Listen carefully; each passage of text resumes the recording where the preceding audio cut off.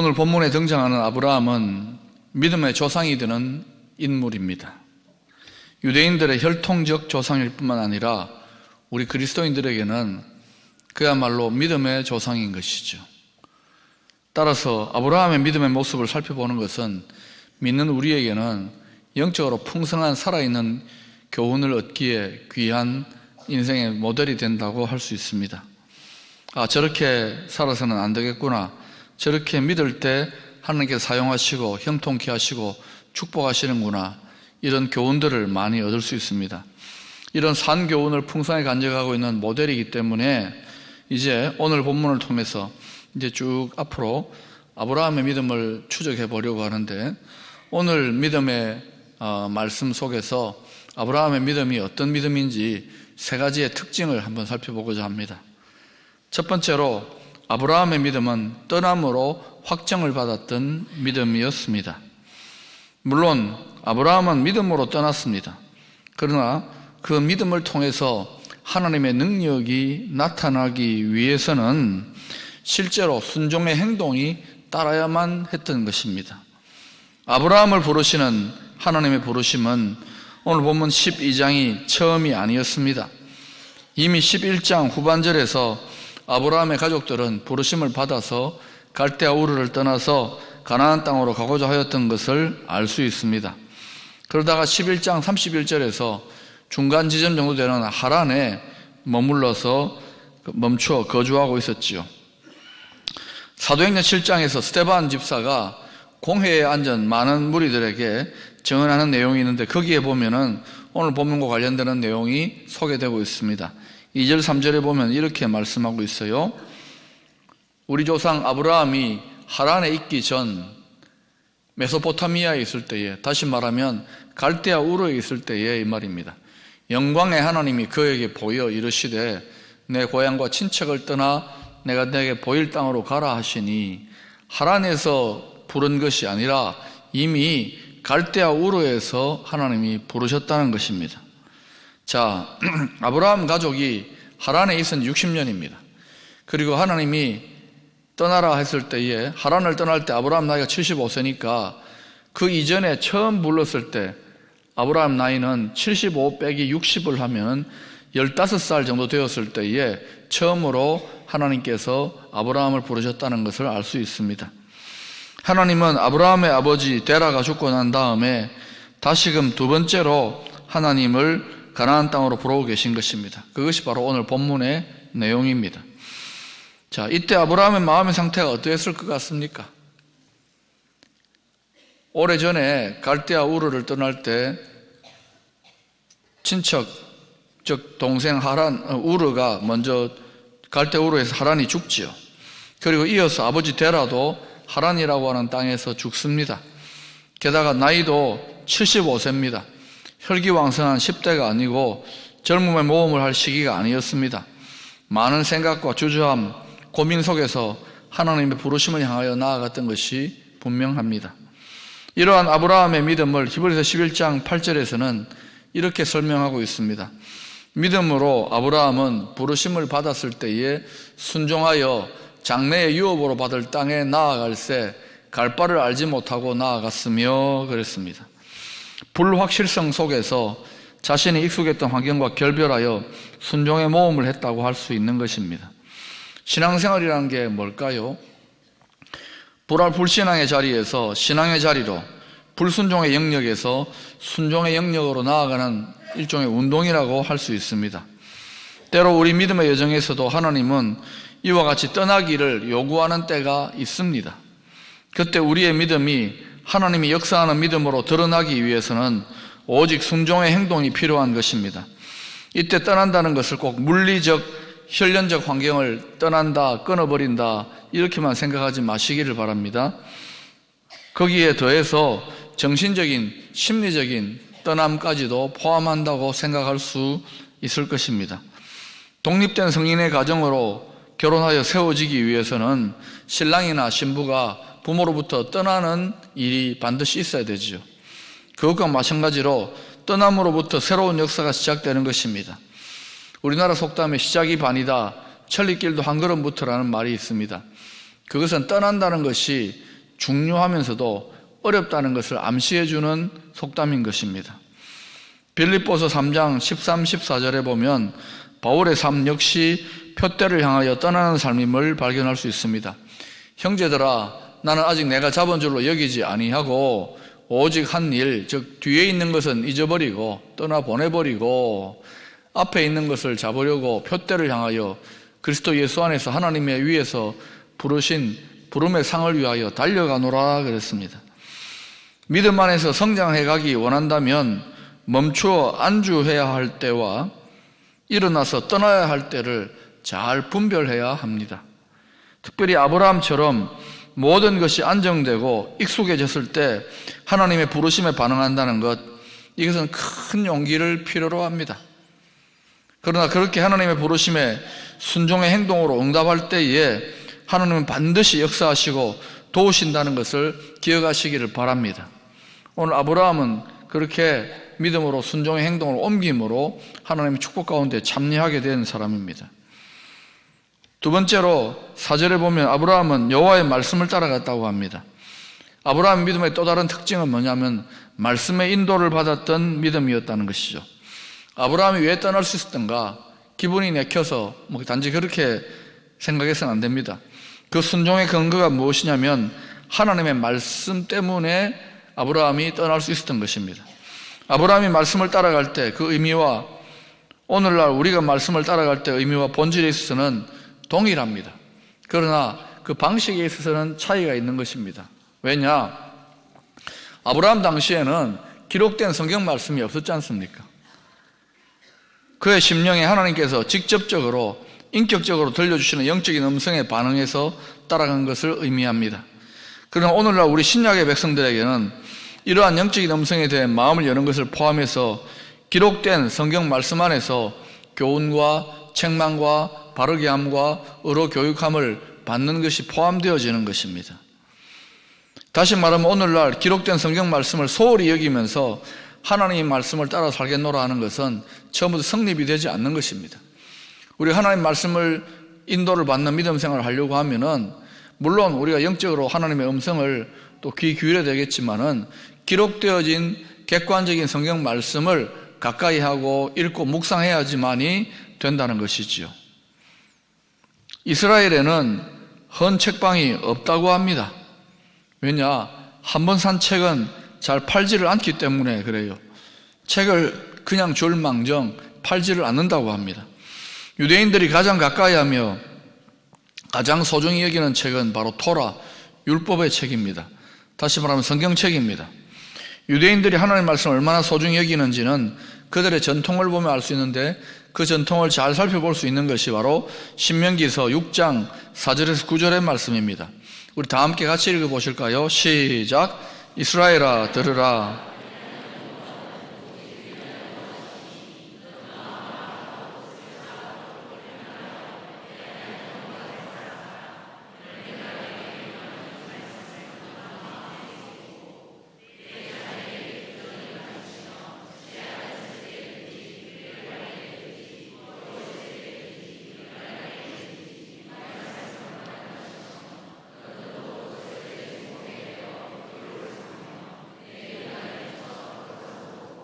내 집 문설주와 바깥물에 기록할지니라.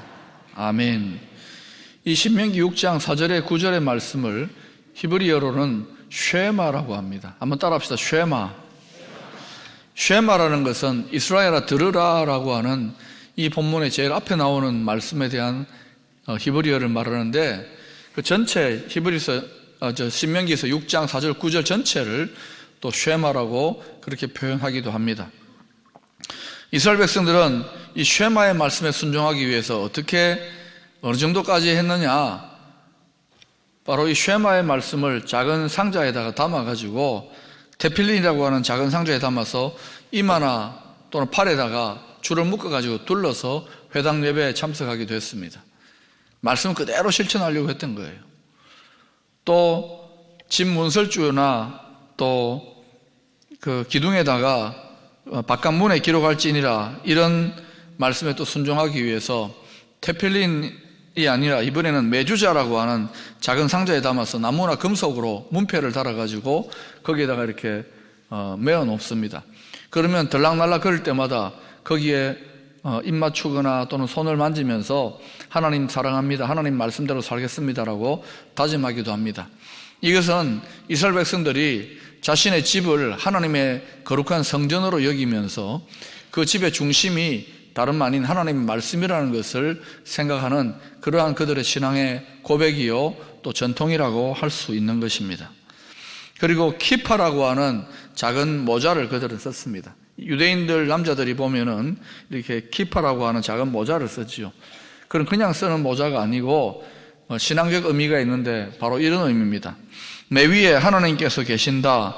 나의 삶의 주권자는 하나님이시다. 나의 생사 화복이 오직 하나님의 손에 달려있다. 그런 의미를 신앙적으로 고백하기 위해서 위에다가 뚜껑을 얹어 놓는 것처럼 그렇게 모자를 쓰는 거예요. 이런 식으로 유대인들은 하나님의 말씀에 순종하고 말씀에 사로잡히기 위해서, 말씀을 따라 살기 위해서 나름대로의 온갖 방법을 동원하며 몸부림을 쳤다는 사실을 우리가 발견할 수가 있는 것입니다. 하물며 신약의 백성된 우리도 하나님 말씀에 사로잡혀 살기 위해서 어떻게 해야 되겠습니까? 이제 아브라함이 들었던 말씀 창세기 12장 2절 3절을 함께 읽어보겠습니다. 시작. 내가 너로 큰 민족을 이루고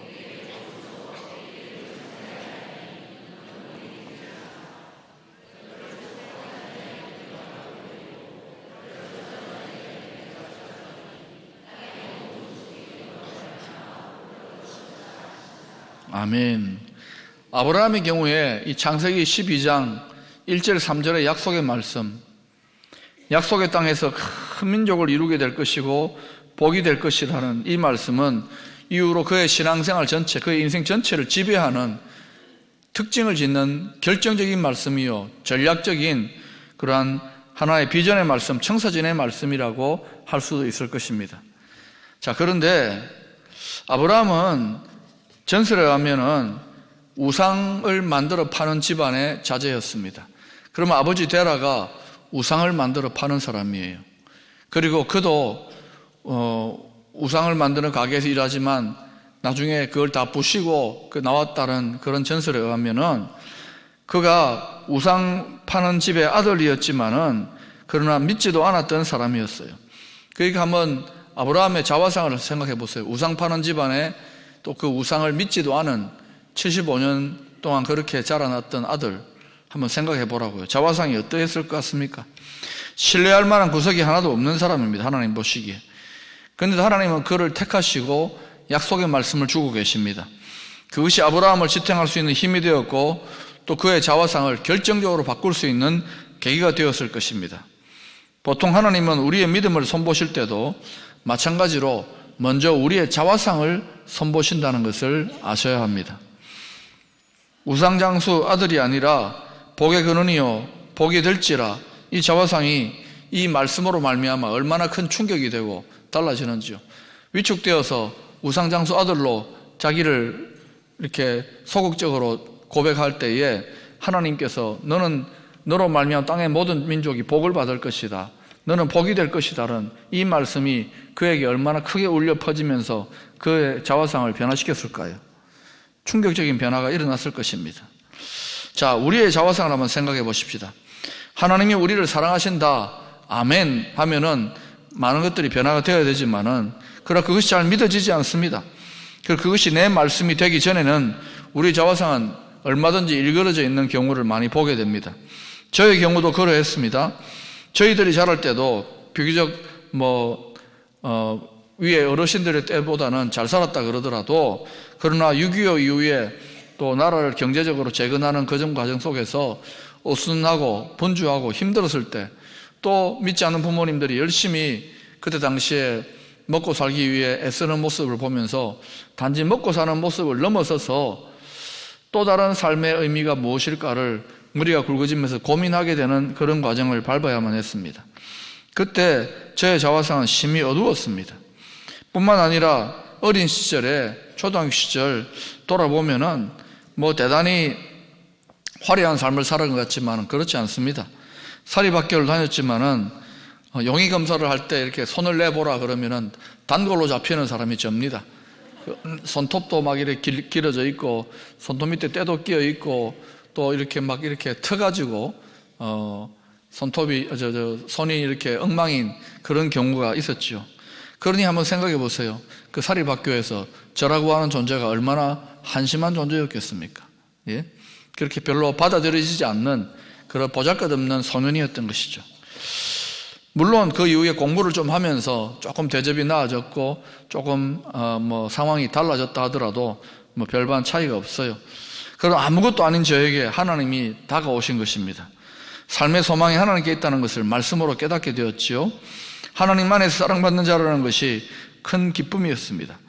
그리고 그 이후로 많은 말씀이 약속으로 제 심령에 부딪혀 다가왔습니다. 그 말씀들이 오늘날까지 저를 이끌어 주신 말씀이 되었습니다. 그런 말씀들 중에서 한 말씀을 소개하고자 합니다. 아마 여러분도 잘 아시는 말씀입니다. 이사야서 58장 11절 12절의 말씀인데요, 제가 읽어보겠습니다. 여호와가 너를 항상 인도하여 메마른 곳에서도 내 영혼을 만족하게 하며 내 뼈를 견고하게 하리니 너는 물된 동산 같겠고 물이 끊어지지 아니하는 샘 같을 것이라. 내게서 날짜들이 오래 황폐된 곳들을 다시 세울 것이며 너는 역대 파괴된 기초를 쌓으리니 너를 일컬어 무너진 데를 보수하는 자라 할 것이며 길을 수축하여 거할 곳이 되게 하는 자라 하리라. 저는 이 말씀이 한 번으로만 끝났다고 생각했는데 그렇지 않더라고요.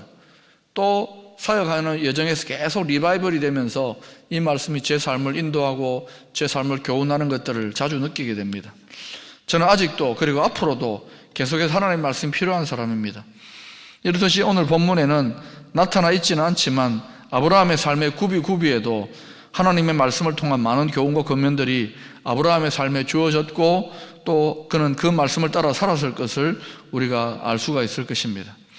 저와 여러분의 삶에도 우리 삶의 방향 전체를 좌우하는 결정적인 말씀, 비전의 말씀, 전략적인 말씀, 이런 말씀들이 우리에게 주어집니다. 그러나 동시에 좀 더 구체적인 상황에 적용할 수 있는 세부적인 교훈과 권면으로서의 일상의 말씀, 전술적인 말씀이 필요하다고 할 수 있습니다. 우리가 매일매일 말씀을 묵상하는 이유가 무엇일까요? 그것은 일상 하루하루에 우리에게 다가오는 말씀, 좀 대비되는 용어로 말하면 전술적인 말씀들을 얻기 위한 방편이라고 할 수 있을 것입니다. 그러나 때로 어떤 말씀은 우리 인생의 사건 속에서 결정적으로 우리 삶을 변화시키는 그런 전략적인 말씀으로 작용하기도 합니다. 어떤 경우든지 간에 하나님의 말씀에 붙들려 살아가려고 하는 믿음의 노력 속에서 주어진다는 것을 알아야 됩니다. 그냥 생기는 것이 아닙니다. 그러므로 하나님의 말씀에 사로잡히기 위하여 우리는 더욱더 노력하고 말씀을 가까이 해야 될 것입니다. 세 번째로 아브라함의 믿음에서 볼 수 있는 중요한 특징은 그가 하나님께 예배의 제단을 쌓았다는 사실입니다. 이 모습이 7절과 8절에 언급되어 나타나고 있습니다. 아브라함이 제단을 쌓았다는 것은 그와 하나님과의 관계가 아마 깊은 인격적인 경배관계 속에 들어가 있었다는 것을 추측해 볼 수가 있는 것입니다.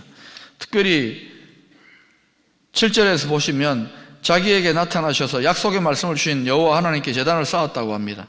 다시 말하면 그의 예배 생활의 핵심의 자리에 살아계신 하나님에 대한 생생한 체험이 있었다는 사실이죠. 그것이 중심에 있었다는 것입니다. 또한 8절에서 장막을 옮긴 곳에서도 계속 제단을 쌓으면서 여호와 하나님의 이름을 불렀다고 합니다. 이름을 부른다는 것은 단순한 종교 형식적인 예배를 넘어서서 인격적인 일상에서의 교제로서의 예배 생활을 지속했다는 것을 추측해 볼 수가 있는 것입니다. 자, 그냥 아브라함은 예배 드리면서 형식적인 예배 생활을 했던 것이 아니라는 것을 우리가 알아야 됩니다. 오늘 요한복음 4장에서 예수님은 수가성 여인에게 하나님께서 참으로 예배하는 자들을 찾고 계신다고 하면서 영과 진리로 예배할 때가 왔다고 하셨습니다. 요한복음 4장 23절 24절은 이렇게 증거하고 있습니다. 여러분 읽어보실까요? 시작.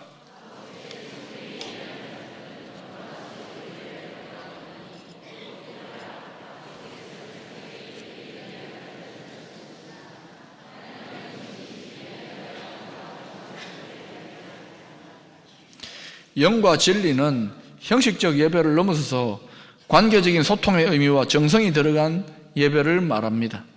아브라함은 영과 진리라는 그 의미 자체를 정확하게 파악했는지는 모르겠습니다만은, 그러나 자신도 모르게 그러한 깊은 영적 교제 생활에 들어갔음을 알 수 있습니다.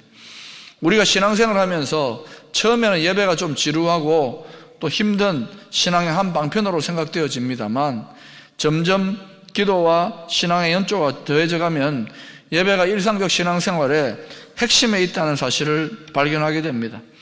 신앙생활을 오래 하신 연세가 있는 믿음의 어른들을 만나서 대화를 나누어 보세요. 그분들에게 한결같이 들을 수 있는 이야기들이 뭐냐면은 신앙생활에 있어서 예배의 소중함, 예배의 중요성입니다. 교회에서 드려지는 공적인 예배만이 아니라 개인의 신앙의 여정에서 드려지는 일상의 모든 예배들에 우리들의 믿음을 구성하는 중요한 요소들이 되는 것입니다. 아브라함은 믿음의 조상으로서 자연스럽게 우리들 믿음의 후손들에게 예배의 제단을 쌓고 하나님과 교제하는 삶의 모습을 본으로 보여주었다고 할 수 있을 것입니다. 한국 사람들은 실패를 참 싫어합니다. 조그마한 실패도 잘 못 견뎌합니다. 한국 사람들은 또 급하고 뜨겁습니다. 그래서 많은 한국 그리스도인들이 열정적인지도 모르겠습니다. 그래서 다시금 침체와 실패에서 회복되고자 할 때에 급하게 증거를 대라고 하나님께 때를 쓰기도 합니다. 돌아보면 저의 경우도 그러했던 거 아닌가 생각이 들어요. 오늘 우리 이 말씀의 자리를 빌어서 저와 여러분이 머물러 있던 근심의 자리, 걱정의 자리, 또 실패와 좌절의 자리를 떠나기를 결단할 수 있기를 축원합니다. 저의 경우는 지난 몇 년간 여러분 잘 아시죠? 기침이 스트레스인지도 모르고 온갖 방법을 다 써보았습니다. 이제 기침은 그쳤지만 다시금 제 마음에 부담이 다가오는 것은 말씀을 들고 여러분 앞에 선다는 것이 얼마나 두렵고 힘이 드는 일인지요. 몇 배는 더 그렇게 되어진 것 같아요. 그럼 하나님께서는 근심의 자리, 두려움의 자리에서 더 이상 머물러 있지 말라고 저에게 말씀하십니다. 마른 막대기 같은 저의 모습이 저는 참 싫은데도 하나님은 마른 막대기가 되라고 하시는 거예요. 하나님께서는 마른 막대기를 사용하셔서 모세의 지팡이와 같이 쓰시겠다고 말씀하셨습니다. 우리는 다 마른 막대기 같은 자들입니다. 아브라함처럼 포기하지 않고 머무르지 않고 하나님의 마른 막대기가 되어서 하나님의 사역에 동참해야 하겠습니다. 하나님의 음성에 귀 기울이고 하나님이 역사하시도록 믿음의 결단을 하고 말씀을 따라 살아갈 때에 제단을 쌓는 삶을 살 수 있도록 하나님이 저와 여러분의 삶을 축복해 주시기를 축원합니다. 그리할 때에 아브라함에게 주신 하나님의 축복의 유업들이 우리를 통해서도 이어져 나타나게 되리라고 확신합니다.